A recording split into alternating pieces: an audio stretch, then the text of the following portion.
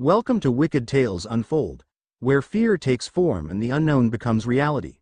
But before we start, if you want more amazing stuff like this, then be sure to subscribe to our channel and like this video. Also, if possible, share this video with your friends. Now, without wasting any more time, let's begin with the story. The Midnight Radio Show. It was a dark and stormy night in the small town of Ravenwood. The clock had just struck midnight as the local radio station, WCKH, began its late-night broadcast. The host of the show, a mysterious figure known simply as the Night Owl, had a loyal following of listeners who tuned in every night to hear his soothing voice and eclectic selection of music. But on this particular night, things took a chilling turn. As the Night Owl took calls from listeners requesting songs and sharing their late-night thoughts, one caller stood out from the rest. His voice was low and raspy, sending shivers down the host's spine. "Hello, Night Owl," the caller said. "I have a message for you." The host's heart skipped a beat as he listened intently to the words of the mysterious caller. "I know what you're thinking," the caller continued. "I know what's going to happen next." The Night Owl was taken aback by the caller's words. He tried to brush it off as a prank, but something about the caller's tone sent a chill down his spine. "What do you mean?" the Night Owl asked cautiously. "I know who's going to die next in Ravenwood," the caller said ominously. The host's blood ran cold as he listened to the caller's disturbing predictions. The caller described in detail how each victim would meet their untimely demise, and every word sent a jolt of fear through the Night Owl's body. As the night went on, the predictions began to come true. The first victim was a young woman who was found dead in her apartment, just as the caller had described. The town was gripped with fear as more and more of the caller's predictions came to fruition. The Night Owl was torn between his duty as a radio host and his growing sense of responsibility to stop the caller. He knew he had to do something before more lives were lost. But as he tried to track down the mysterious caller, he found himself sinking deeper into a web of darkness and despair. The caller seemed to always be one step ahead, taunting the Night Owl with cryptic messages and warnings. The host's once peaceful radio show had turned into a nightmare, with each broadcast bringing more death and destruction to Ravenwood. The town was in a state of panic, and the Night Owl knew he had to act fast before it was too late. Finally, after weeks of fear and uncertainty, the Night Owl received a final call from the mysterious caller. This time, the caller's voice was filled with malice and triumph. "It's time to end this," the caller said coldly. "Meet me at the old radio tower at midnight." Filled with a sense of dread, the Night Owl made his way to the decrepit tower, where he found the caller waiting for him in the shadows. As the two faced off in a tense standoff, the caller revealed his true identity, a disgruntled former employee of the radio station who had been fired years ago. Consumed by vengeance, he had used his knowledge of the town and its inhabitants to carry out his twisted plan. But before he could make his final move, the Night Owl lunged forward, knocking the caller to the ground. In a dramatic struggle, the two fought viciously, each determined to emerge victorious. In the end, it was the Night Owl who prevailed, overpowering the caller and turning him over to the authorities. As dawn broke over Ravenwood, the town could finally breathe a sigh of relief, knowing that the nightmare was finally over. The midnight radio show had come to an end, but the scars it left behind would forever haunt the town of Ravenwood. And the Night Owl, forever changed by the events of that fateful night, would never forget the darkness that lurked beneath the surface of their sleepy little town. Let's get to another story. The forgotten town. The sun was setting on a cool autumn evening as Jake, a 28-year-old history buff and adventurer, stumbled upon an ancient-looking map while digging through old books at a flea market. Intrigued by the faded parchment and intricate drawings of what appeared to be a town named Indiana, Jake felt a surge of excitement at the thought of uncovering a forgotten piece of history. As he studied the map further, Jake realized that Indiana was not marked on any modern maps. It seemed to have vanished without a trace, lost to the ravages of time. Determined to solve the mystery, Jake packed his bags and set off on a road trip to find the elusive town. After hours of driving through winding country roads and dense forests, Jake finally arrived at the outskirts of Indiana. The town looked like something out of a ghost story, with dilapidated buildings and overgrown streets. Eerily silent, Jake couldn't help but feel a shiver run down his spine as he ventured further into the abandoned town. As he walked along the cobblestone streets, Jake noticed shadows moving in the corners of his vision. At first, He dismissed it as a trick of the light, but as he peered closer, he realized that the shadows were the remnants of the town's former residents. They appeared as specters, their faces twisted in anguish as they wandered the streets aimlessly, searching for something they could never find. Feeling a chill in the air, Jake quickened his pace, desperate to unravel the mystery of Indiana before darkness fell upon the town.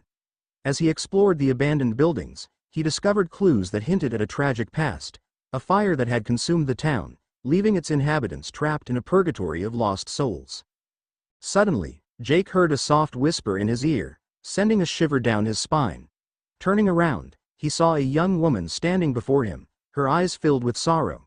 She beckoned him to follow her, leading Jake to a hidden cellar beneath an old church. As he descended into the darkness, Jake felt a sense of foreboding wash over him. The air was thick with the scent of decay, and the shadows seemed to grow darker with each step he took. Suddenly, he found himself standing in a chamber lined with ancient symbols and candles flickering in the gloom. Before him stood a figure cloaked in shadows, its eyes gleaming with malevolence. It spoke in a voice that chilled Jake to the bone, revealing the dark secret of Indiana, a curse that had condemned the town to eternal damnation. The figure demanded a sacrifice to break the curse, a soul to appease the restless spirits that haunted the streets. Terrified but determined, Jake refused to give in to the darkness. With a surge of courage, he confronted the figure, challenging it to release the town from its torment. As he stood his ground, a blinding light burst forth, banishing the shadows and freeing the trapped souls of Indiana. As the town began to crumble around him, Jake knew that his journey had come to an end. With a final glance at the now peaceful streets of Indiana, he turned and walked away, the weight of the town's history heavy on his heart. And so, Jake left Indiana behind, a town lost to time but never forgotten, its legacy of sorrow and redemption forever etched in his memory. As he drove away, he knew that the shadows of its former residents would always linger in the corners of his mind, a reminder of the horrors he had faced and the darkness he had overcome. And though Indiana may have been lost to the world, its story would live on in the hearts of those who dared to venture into its haunted streets. Let's get to another story. The Whispering Woods. The sun was setting as a group of hikers made their way through a dense forest. They had been on the trail for hours, their backpacks heavy with supplies as they navigated the winding paths and towering trees. The forest seemed to hum with an ancient energy, a sense of mystery that drew them deeper into its depths. As they walked, the hikers began to notice something strange about the trees.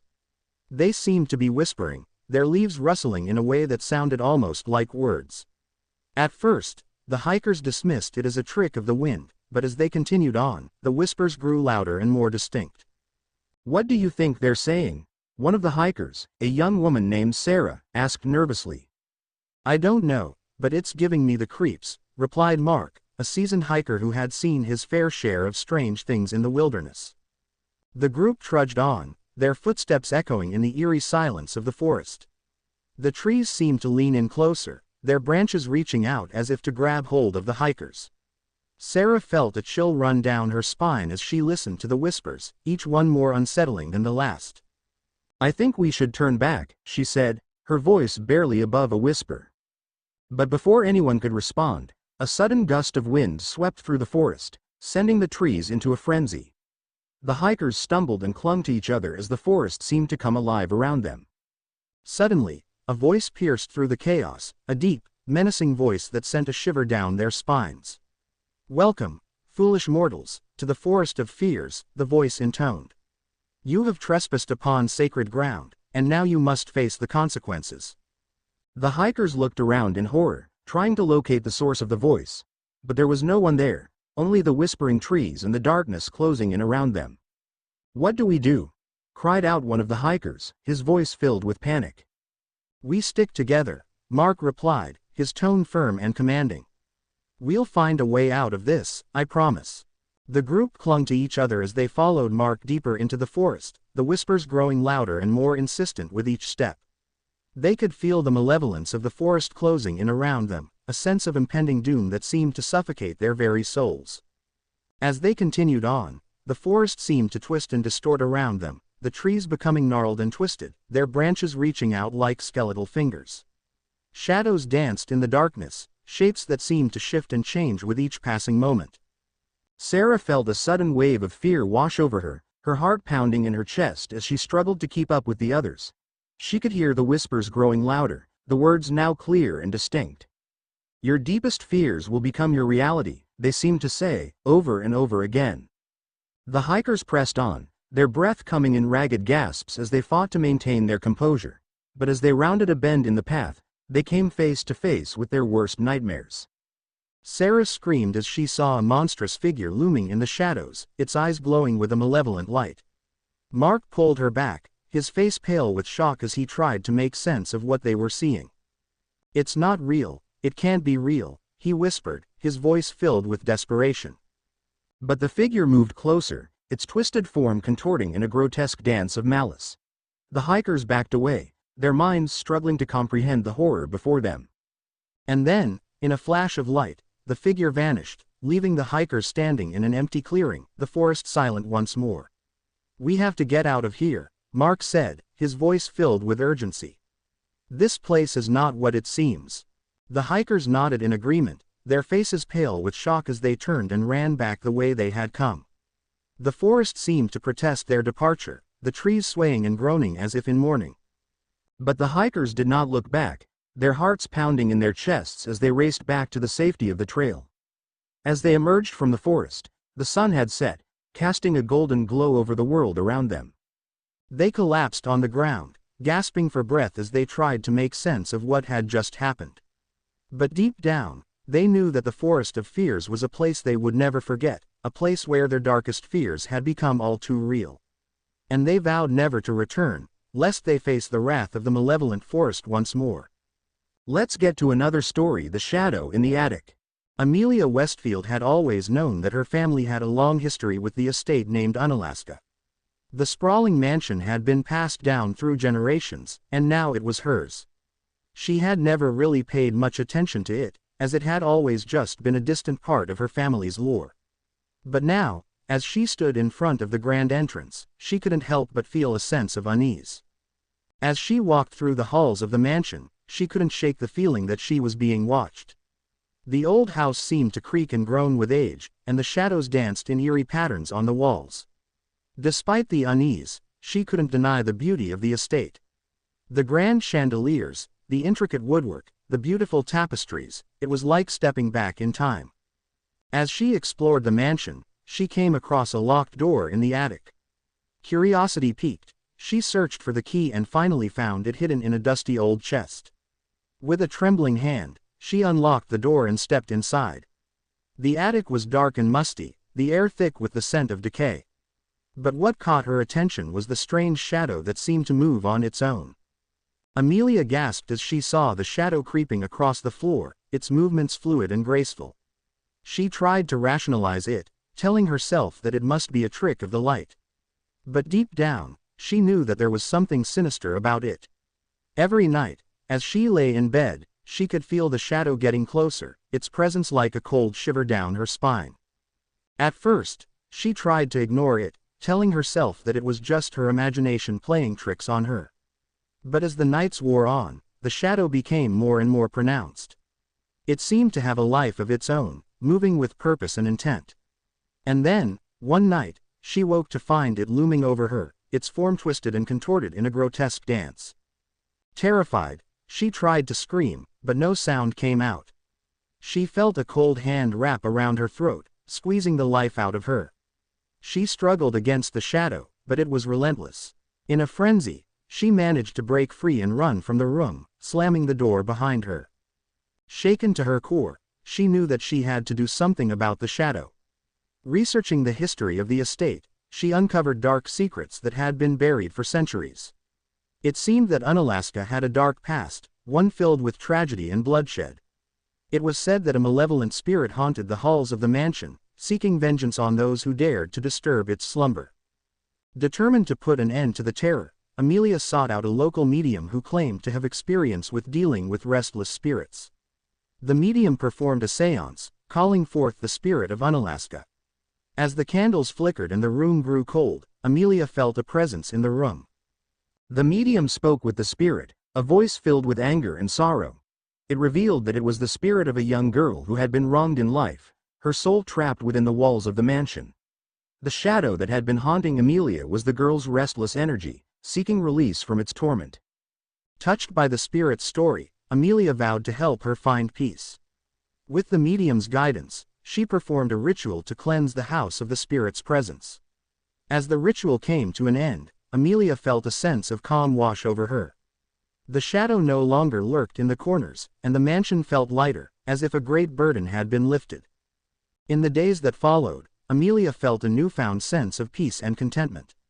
The mansion no longer felt foreboding, but rather welcoming and warm. And as she looked out over the sprawling estate, she knew that she had finally laid the spirit of Unalaska to rest. The shadow that had once haunted her dreams was gone, and in its place was a sense of hope and renewal. As she walked through the halls of the estate, Amelia couldn't help but smile. The dark chapter of Unalaska's history had finally come to a close, and she could now embrace the future with open arms. And as she looked up at the clear night sky, she swore she could see a faint glimmer of light shining down upon her, a sign that the spirit of Unalaska had finally found peace. Let's get to another story, The Mirror's Lament. When Clara first laid eyes on the antique mirror at the flea market, her heart quickened. It wasn't just the ornate frame, carved with intricate designs of vines and flowers. It was the way the glass glimmered faintly, as if holding secrets within. She negotiated with the vendor, a weathered man with piercing gray eyes, who begrudgingly parted with the mirror for $30. Some things should remain untouched, he'd muttered, but Clara brushed off his warning. It was lovely, and she felt a strange connection to it, a feeling that it belonged in her home. Over the following days, Clara hung the mirror in her small apartment, right across from her bed. The evening light danced off its surface, casting soft patterns on the walls. It felt like a piece of art, something to admire, but as night descended, she began to notice something unusual. Her reflection didn't always mimic her movements. At first, it was subtle, a twitch, a flicker of motion just a second too slow. One night, overwhelmed tiredness had pulled Clara into a deep sleep. As dreams unfolded in her mind's eye, she felt a sudden jolt that pulled her awake. For a fleeting moment, she swore she saw her reflection smiling back at her even though her own face had been slack with sleep. Heart thumping, she dismissed it as a trick of the light and settled back into bed. But Clara soon discovered that the reflection wasn't content with mere silence. The following week, when she stood before the mirror after a long day, aiming to brush her hair, she caught sight of her double, a ghostly version of herself that didn't seem so innocent. The reflection grinned, an unholy caricature of her smile, showcasing teeth that looked sharp and predatory. "Stop," Clara whispered, finding herself frozen in place.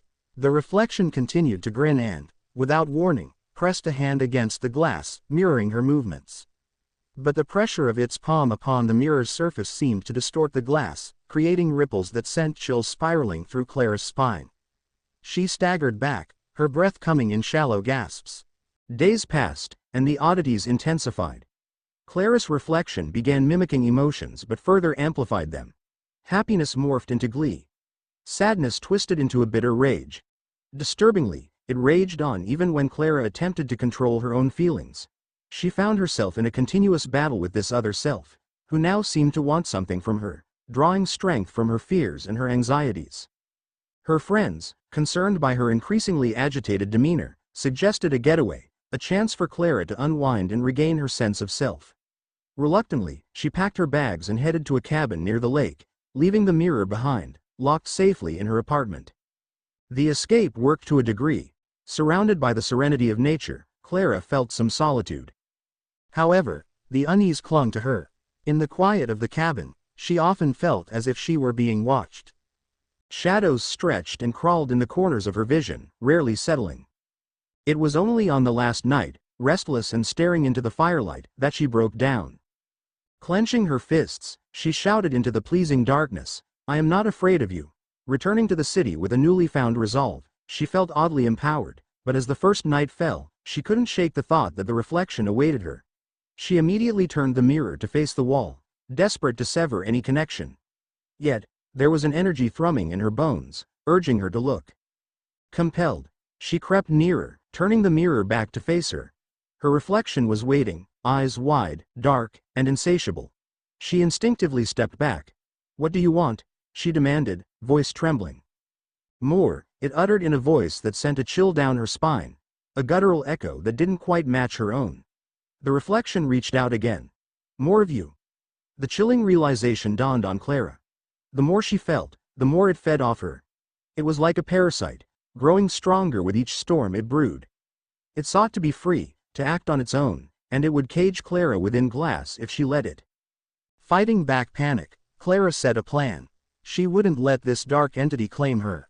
That night, armed with a heavy towel and a sense of urgency, she performed a ritual she had found online, a technique of sealing away spirits.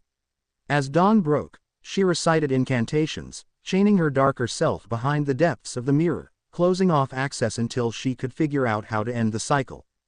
Yet, as the last words lingered in the air, a rumble of anger shook the mirror, splintering the glass with violent cracks. The reflection hissed, and with a surge of fierceness, Clara yanked the mirror from the wall and flung it into her bathtub.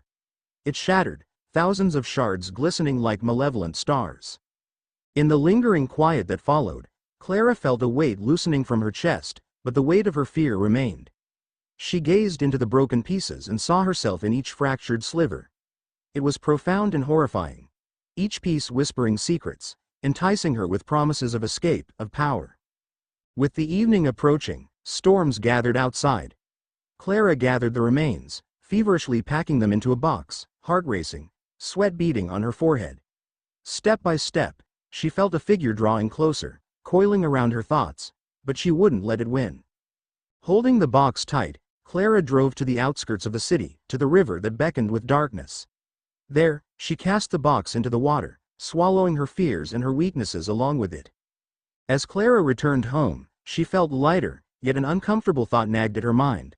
Perhaps, like the fragments of the mirror, some darkness could never truly be destroyed, only hidden and quelled, waiting for another chance to emerge. And that night, for the first time in what felt like eternity, Clara slept. But as dreams wrapped around her, she couldn't shake the feeling that the reflection would return, from the depths of the water or the shadows of her mind, biding its time amidst the echoes of her worst fears. Let's get to another story. The Screams Within. It was a quiet town nestled within a landscape of dense woods and misty hills. The crisp fall air was tinged with the scent of damp leaves and decaying bark, as if nature itself was crying out against the encroaching winter. In the heart of this town stood a weathered Victorian home that had seen better days. Ivy clung to its gables like the fingers of a long-forgotten lover, while the peeling paint whispered stories of both glory and madness long past. Lena Caldwell had always been drawn to this house. It called to her as she drove by several times a week on her way to work at the local library.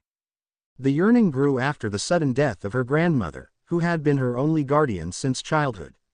The house became a sanctuary, a place that held memories of laughter and warmth, but also shadows of ethereal sorrow. Upon inheriting the property, Lena felt compelled to move in, hoping to find solace among the remnants of her family's history. The first night was eerily still, the silence settling comfortably around her like a blanket. That was until she drifted into sleep. It started as a soft whisper, growing into a guttural wail that shattered the tranquility of her dreams. Images of a dark figure, contorted in anguish, raced through her mind. Lena could barely register the ghostly form before it vanished, replaced by the terrifying sound of screams. They weren't merely erratic, they were desperate, pleading. "Help me!" She jolted awake, the cry echoing in her ears as her heart raced. Trembling, Lena brushed the sweat from her brow, forcing herself to breathe. It was only a nightmare, she reassured herself. Just a product of her racing thoughts and the stress of moving. Yet as dawn crept in, washing her room in soft, golden light, the screams lingered like a dark presence, gnawing at her resolve. Days turned into weeks, each night bringing the same horror. The screams, louder and more urgent, as Lena slipped into that unsettling dreamscape. She often woke with the phantom taste of bile in her throat and the feeling of something ominous closing in around her. She could feel a growing dread pooling in her gut each evening as the sun began to set behind the trees. Determined to confront her fears, Lena began to explore the house during the day.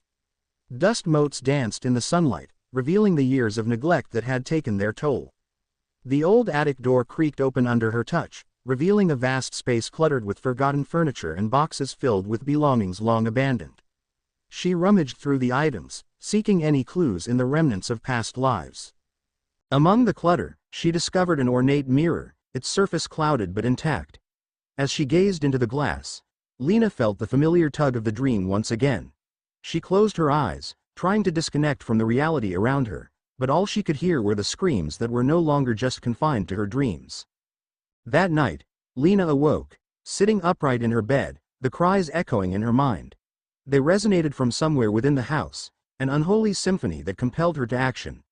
Heart-pounding, she followed the sound, creeping through the darkened halls, each step sending chills prickling along her spine. The cries grew louder as she approached the attic door. A sinister feeling enveloped her, warning her to turn around. But an unseen force drew her closer, and with shaking hands, she opened the door. The attic was steeped in shadows, the only light coming from an old bulb swinging from the ceiling. The air felt thick, palpable with tension, as the screams melded with her own growing terror. "Is anyone there?" she called, though she knew the answer. As if summoned by her voice, the air shifted, and the temperature plummeted. The screams erupted into a guttural howl, filling her head with pain. She stumbled back through the clutter and felt a cold gust blow past her, rattling the forgotten furniture. Fear turned her knees weak as she fought the urge to flee. Then, like a whisper carried on the wind, a sad voice broke through the cacophony. "Help me!" Lena focused on the source, her heart racing as she turned around. On the floor was a small trapdoor she had not noticed before. It was old, the wood weathered and darkened by years of neglect. The screams had transformed, now a desperate plea for assistance. She hesitated, her mind racing with disbelief and the urgency to know the truth. Could someone really be trapped within the confines of her new home? Or was it her mind playing tricks on her? With no other choice, Lena knelt before the trapdoor and yanked on the rusty handle, the wood creaking open to reveal a narrow staircase spiraling into darkness. The screams poured out, hypnotizing her with their mournful insistence. Grabbing her flashlight, she took a deep breath and descended, each step bringing a fresh wave of dread and a sense of purpose. The air smelled damp and earthy, and the walls felt like they were closing in around her. At the bottom, the flashlight beam illuminated a small room filled with old decrepit furniture, but it was the center of the room that sent shivers racing down her spine. In the corner, she saw a figure, shadowy yet familiar, a woman seated upon the floor with her back turned toward Lena, her hair a cascade of ebony. "Who are you?" Lena rasped, her voice shaking with fear. The woman turned slowly, her face hollowed, eyes sunken and glazed. "Help me!" The screams, they cannot be silenced. Lena felt the weight of dread settle in her chest as she moved closer. The woman opened her mouth to scream, but sound erupted from Lena's own throat, a scream that transcended reality, a cry that vibrated through the walls of the house and into the very marrow of her bones. In that moment, Lena understood. The house was alive, a vessel trapped in a cycle, reliving the horrors it housed. The screams were not of the woman before her, but of all who had come and gone, all the pain and torment sewn into the very fabric of its walls. Lena staggered backward, the realization crashing upon her like waves. She was not merely a visitor in this home, she had become a part of its haunting story. With the echoes of screams surrounding her, she made her decision. She would free the trapped souls, she would confront the darkness. Rushing upward, she found herself back in the attic, her heart pounding as she gathered every ounce of courage within her. The truth of the house fueled her as she began to chant softly, calling forth the voices of those who had suffered. The air grew heavy, and with each word, she felt the presence of those trapped souls surge around her. The screams crescendoed, but now they were accompanied by a feeling of release, a catharsis that made the very air shimmer. With one final roar of mourning, the cries exploded into silence. Lena awoke in her bed, the morning sun pouring through the window. The air felt lighter, no longer tinged with despair.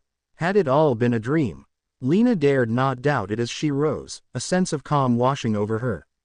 The house was still there, but it was no longer haunted, no longer a prison for the lost. As she stood, the faintest whisper drifted like a breeze. "Thank you."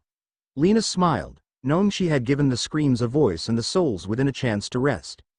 The house might still hold its secrets, but now it cradled the memory of liberation, an end to the nightmare, and the promise of peaceful dreams to come. Let's get to another story. The Tome of Shadows. In the heart of Edinburgh, where the fog curled around cobbled streets like a shroud, stood the dusty bookshop, Raven's Quill. It was the kind of place that seemed almost forgotten by time, filled with musty tomes and whispered secrets. At the center of this sanctuary for the obscure was Malcolm Dunn, a rare book collector whose obsession could be traced back to the day he stumbled upon a dusty crate at a flea market in London that held the first edition of Dante's Divine Comedy. Malcolm was known among collectors for his meticulous eye and insatiable hunger for the elusive. His small flat, crammed with shelves that bowed under the weight of ancient spines, was both his prison and sanctuary. However, nothing could prepare him for the fateful day when a stranger, draped in a tattered cloak, approached him while he perused a faded map of the Orkney Islands. "Looking for something special, are we?" murmured the stranger, revealing a set of gnarled fingers. "What do you have?" Malcolm asked, eyeing the man with curiosity. "A tome," came the reply, "bound in mystery and tragedy. But be warned, the pages hold the darkest truths." Intrigued, Malcolm followed the stranger to a shadowy corner of the shop, where he revealed a leather-bound book embossed with strange runes. It was unmarred by time, with a cover that seemed to shiver under the flickering candlelight. The book had no title, and when Malcolm excitedly opened it, he found only blank pages. "Why offer me a book with nothing in it?" he scoffed, though his heart raced with the thrill of the unknown.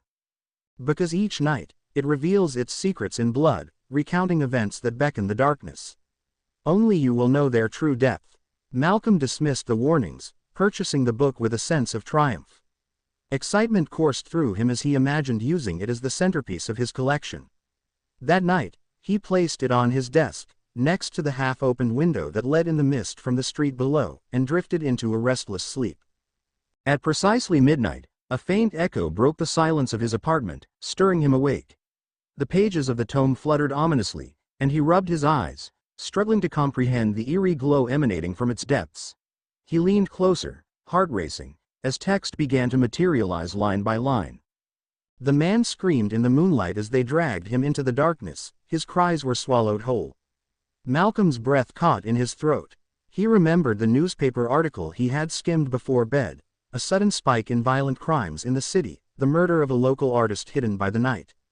He quickly grabbed pen and paper and meticulously copied down the passage before it vanished, trying to quell the rising panic within him. The following morning, the news reported the gruesome discovery of the artist's mutilated body, a sight so horrific it made headlines across the city. Malcolm felt a chill race through him. The connectivity was undeniable. That night, he resolved to stay awake, hoping to confront the book and perhaps understand its sinister nature. As midnight approached, he waited, heart pounding with trepidation. When the clock struck 12, new words formed on the pages. This time, they described a brutal car accident, recounting the events with unfathomable detail. Again, he saw it reflected in the morning news, a journalist pinned beneath a crushed vehicle in a twisted wreck. Each passage became a dark glimpse into an unfolding reality, an entanglement he could not escape. And with each revelation, the terror wrapped around him tighter, suffocating the thrill once promised by the tome. Days turned into weeks. The passages became increasingly vivid, recounting events that ranged from ghostly apparitions to horrific fatalities, always linking back to Malcolm in some way. They seemed to manifest through the very air he breathed. He sought solace in the company of fellow collectors, yet each of his acquaintances grew distant, victims of the book's curse.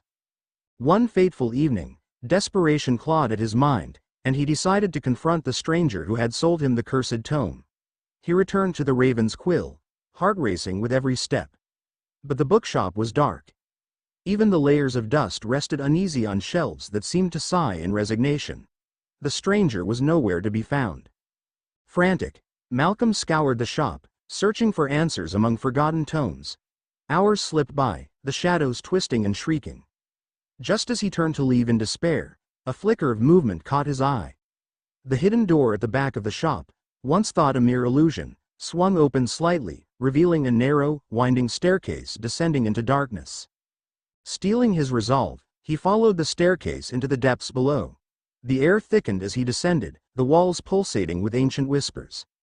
At the end of the descent, a small room awaited, illuminated only by eerie candlelight. There, in the center, lay a pedestal holding another tome, this one bound in human skin.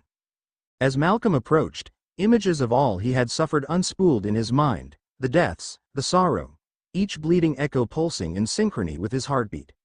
The cursed tome had not just foretold the events. It had bound his fate to the very dark essence it was crafted from. Trembling, he reached out for the skin-bound book, and a wave of terror reached out to consume him yet again. It was a ledger of darkness, each page marked with lost souls and the fates intertwined deeply with the reader's will. Its final passage awaited him, a recounting of a final death. On that page, his own name appeared, alongside a verse scribbled in an unholy hand. The collector must pay, a heart for a heart, a soul for a soul. Realizing the horrific truth, Malcolm stumbled back, the book tumbling to the ground, its dark magic pulsing like a heartbeat around him. He no longer sought to own the relics of darkness, he had become its prisoner. The shadows thrashed without mercy as Malcolm gasped, the crushing understanding washing over him. His collection had never been about the pursuit of the unknown. It was about the revelation of his own doom, and the ink with which the stories were written was nothing but the blood of innocence, beginning with his own. As darkness enveloped him, the last passage appeared on the pages of both tomes, spinning the story of his doom, forever etched in the annals of an ancient curse, one that would claim him the moment the clock struck 12 once more. Let's get to another story. Strings of the unseen. The gentle chiming of the doorbell marked Frank's arrival at Winthrop's Doll Emporium, a quaint little shop tucked away in the alleys of Greyview.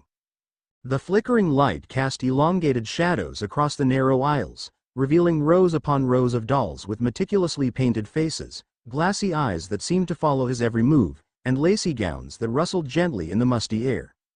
This had become Frank's sanctuary since he began his apprenticeship under the renowned dollmaker, Mr. Winthrop. "Ah, Frank. Glad to see you," Winthrop's hearty voice echoed as he stepped from the shadows of the workshop, his spectacles slipping slightly down his nose, revealing eyes that twinkled with an unsettling mix of enthusiasm and cunning. "Good morning, Mr. Winthrop," Frank replied, trying to suppress a shiver as he noticed a particularly lifelike doll with raven black hair staring right at him. It seemed almost too real. "Today's the day," Winthrop declared, rubbing his hands together. "We're unveiling a new technique. Soon, these dolls will not only be lifelike in appearance but will also embody a certain individuality." As the day wore on, Frank watched in awe as his mentor expertly worked on the dolls, infusing them with refreshing graces, precise movements, and a chilling, charismatic presence. Yet, beneath the excitement of creation, Frank felt an unnameable anxiety creeping in. The dolls seemed to breathe, whisper, and move just a fraction when his back was turned. "Keep working, my boy, it's all in the craftsmanship," Winthrop's voice jarred Frank out of his musings. For days, he immersed himself in the art of doll-making, carefully adjusting porcelain limbs and sewing intricate details into their dresses. But the air of unease thickened like fog as he began to notice the whispers. A soft calling in the stillness of the night. "Frank! Frank!" They beckoned, their voices delicate as strands of silk yet carrying a weight that made his heart race. One fateful evening, Frank worked late, surrounded by over 100 dolls, their eyes glimmering ominously in the dimly lit workshop like 1,000 unblinking stars. The delicate ticking of the clock grew louder, each second amplifying his growing dread. Turning away to fetch more paint, he heard a faint rustle behind him. Spinning back, his breath hitched as he locked eyes with a doll dressed in a crimson gown. Its position had shifted slightly, as if it was now leaning towards him, its painted lips twisted into a cruel semblance of a smile. "Stop it, Frank," he murmured to himself, fighting the rising panic. "You're just tired." But the doll seemed to chuckle, a hollow, echoing sound that tugged at his sanity. He felt a shiver run down his spine. "You're just a doll," he insisted defiantly. "You can't move." The whispers grew louder. "Frank, Frank, help us." That night, he dreamt of the dolls. They surrounded him in a circle, their tiny hands reaching out, faces warped in anguish. "Help us," they begged, as their lifeless eyes flickered with a spark of something sinister. They wanted something, and he was terrified of what it could be. On the 7th day, Winthrop announced he would showcase their creation at the annual artisan fair. Frank's heart sank. He knew he had to confront the all-consuming dread he felt. As the fair day dawned, he gripped his satchel tightly, filled with the prized dolls he had helped create. The fair bustled with life, laughter dancing in the air. As Winthrop set out his dolls for display, each one seemed to pulsate with a life of its own. Frank noticed the exhibition receiving a lot of attention. People gasped and crowded around, admiring the exquisite details and enigmatic allure. But when Frank glanced back, the dolls appeared to shift against their perches, their glassy eyes settling on him. A sudden scream erupted when an audience member pointed wildly towards the display. Frank's heart raced as he turned to see what had caused the commotion. A doll had fallen to the ground, shattering into 1,000 fragments of porcelain. Such craftsmanship! Winthrop exclaimed with an unnatural glee, rushing forward to pick up the pieces. Frank's attention, however, was drawn to the broken doll's expression on the ground, distorted yet filled with a knowing sorrow. As whispers filled the air like a chilling breeze, Frank felt the grip of the unseen tightening around him. "Help us, Frank. We never chose this."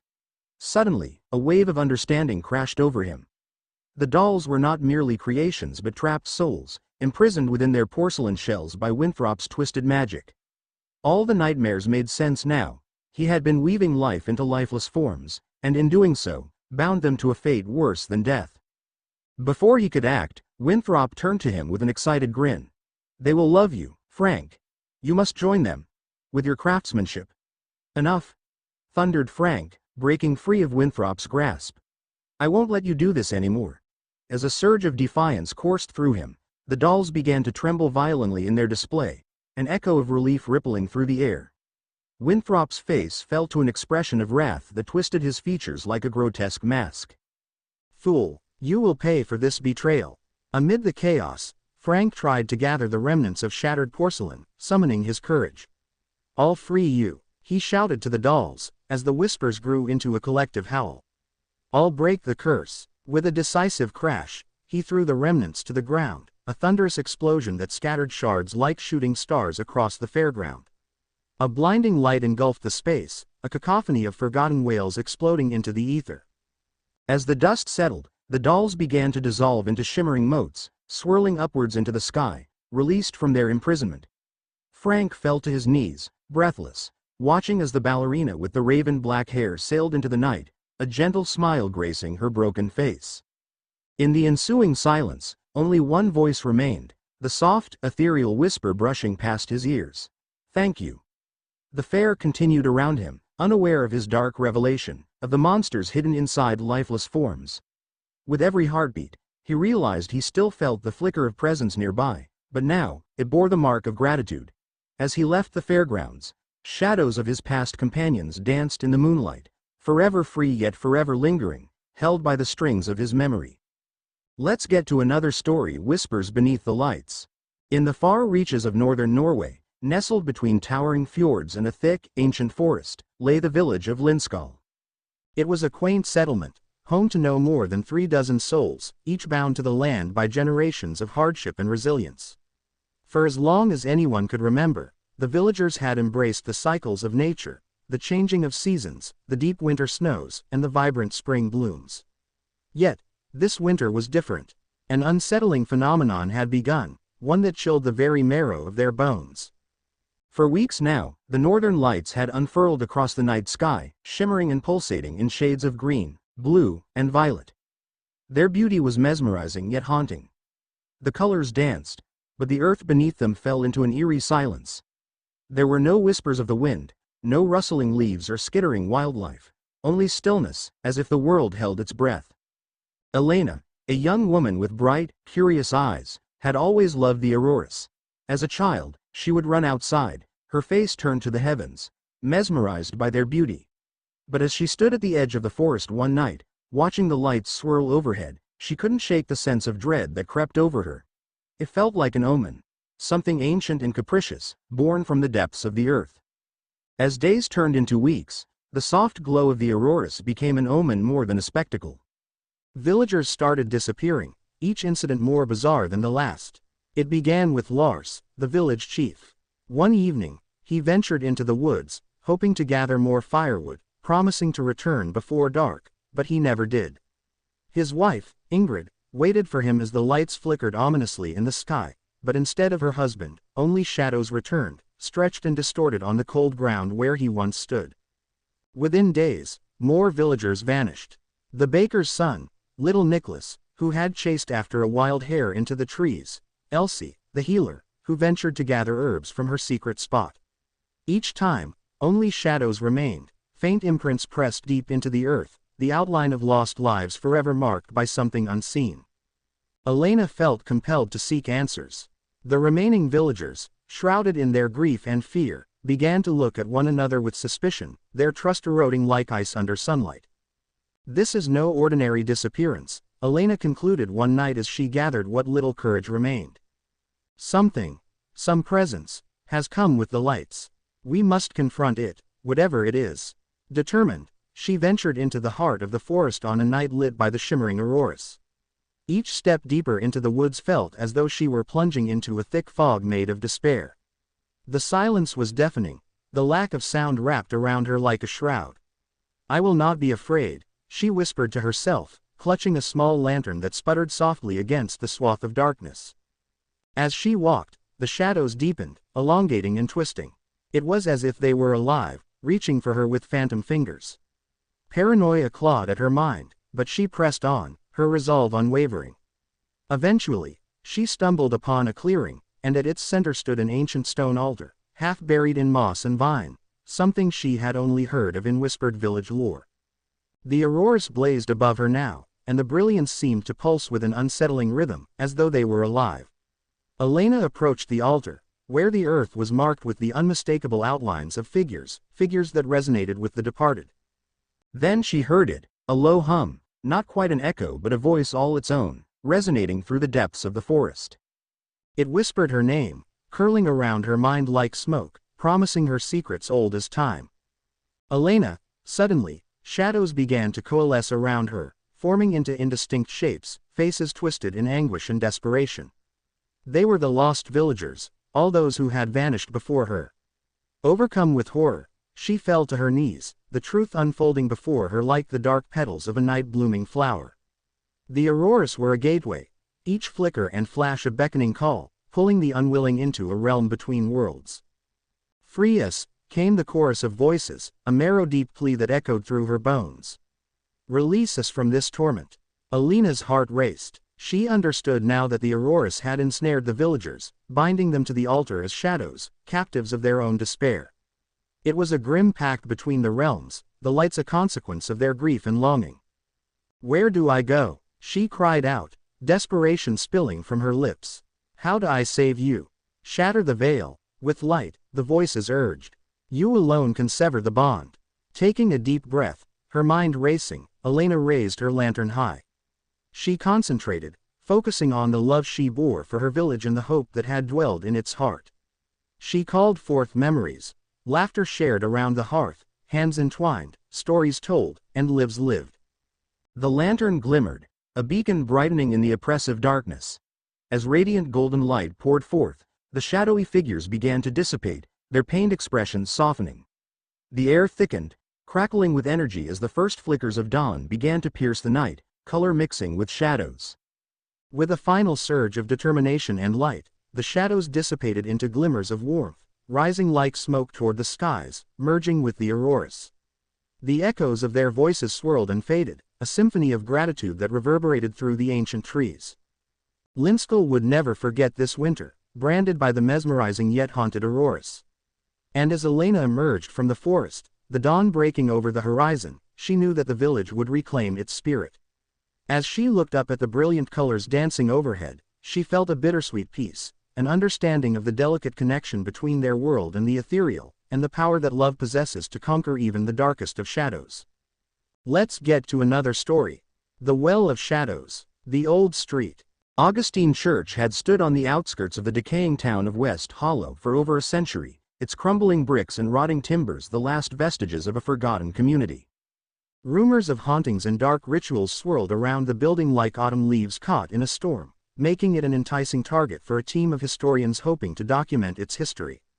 Among them were Dr. Sarah Elmwood, a passionate historian with a taste for the macabre, Elias, a local folklore expert, and Jenna, who had a talent for photography that lent an eerie beauty to the decay.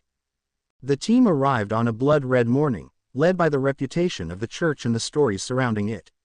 The air was thick with an unnatural stillness, the weight of absence pressing against their very souls as they crossed the threshold into the weathered structure. Thick dust clung to the pews and the altar, remnants of services long past, and the remnants of old hymnals lay scattered across the floor. As they roamed deeper into the church, shadows flickered at the edges of their vision, and the sensation of being observed prickled at the nape of their necks. Despite the discomfort, they pressed onward, driven by an insatiable curiosity. "Sarah, look over here," Elias called from the far corner of the building. They gathered around him, discovering a trapdoor hidden beneath layers of debris near the altar. Jenna snapped photos, capturing the moment the hinges, rusted and ancient, creaked open. With a collective deep breath, they descended into the church's basement, the atmosphere growing colder as they climbed down the rickety ladder. The basement was a dismal affair, lit weakly by their flashlights, revealing the remnants of what may have once been storage for parishioners, a jumble of ruined supplies and relics of a dying faith. But amidst the decay, one thing caught Sarah's eye. A well, its stone walls slick with moisture and weaving shadows, beckoning them closer. "It must be decades old," Jenna murmured, taking a step closer. "What could be down there?" "A lot of abandoned things," Elias replied, casting a wary glance. "But well water was once thought to hold sacred properties, blessings or curses." Their discussion was interrupted by a faint whisper, a sound that twisted into the silence of the basement. Sarah dismissed it as the creaking of the old structure, but the air around them grew dense, a tangible tension threading between them. "Should we take a look?"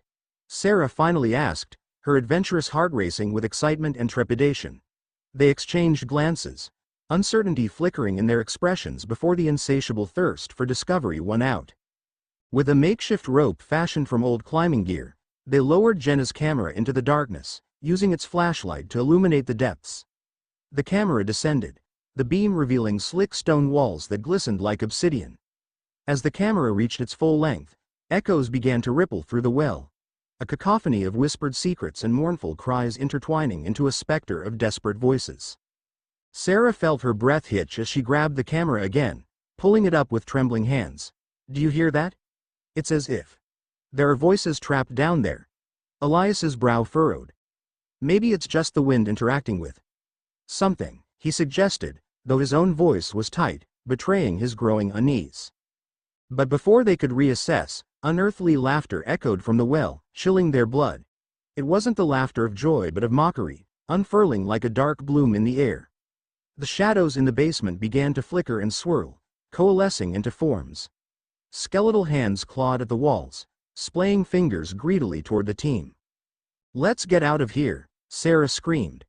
They rushed back up the ladder, adrenaline propelling them faster than they thought possible. Safely back on solid ground, they collapsed against the church's wooden pews, gasping for breath. "What in God's name was that?" Jenna panted, her eyes wide. "I don't know, but we need to leave," Elias insisted, his unease deepening. "There's something wrong with this place." Yet, as they made their way to the exit, Sarah noticed the camera's display was still alive, showing images they hadn't captured. Each frame revealed the well, but something else crept into view. Figures cloaked in darkness, their grinning faces twisted in agony, hands reaching out as though begging for salvation. "Turn it off," Elias shouted, but she was transfixed. Suddenly, a gust of frigid wind swept through the church, slamming the door shut. The laughter returned, echoing as the figures from the camera began to manifest in the air around them, swirling and biting at the edges of their sanity. "Sarah, we need to smash it," Jenna shouted, her voice nearly drowned by the growing cacophony. In a crescendo of panic, Sarah finally broke free of the camera's spell. With a determined shriek, she slammed the apparatus against the ground. The lens shattered, sending a shockwave of darkness rippling through the basement. Yet, in doing so, the whispering voices grew deafening, a chorus of fury erupting in response to their trespass. Before they could comprehend the shift, the floor buckled beneath them. The well split open, gaping wider as tendrils of shadow poured forth, pulling them closer as if to join the damned souls hidden below. "Hold on," Sarah screamed, reaching for her friends, but the darkness was stronger than their grasp. The shadows lunged at them, and the last thing they heard was a cacophony of voices, a sorrowful, haunting dirge that echoed through eternity. When the townsfolk arrived days later, the saint Augustine Church stood silent, shrouded in mystery. The well remained hidden, its depths holding the secrets of a team who dared to seek what was buried. The only evidence of their existence lay scattered across the floor, torn pages of notes, a broken camera, and the faintest echo of laughter, forever confined to the shadows. Thank you for watching and subscribe for more horror stories.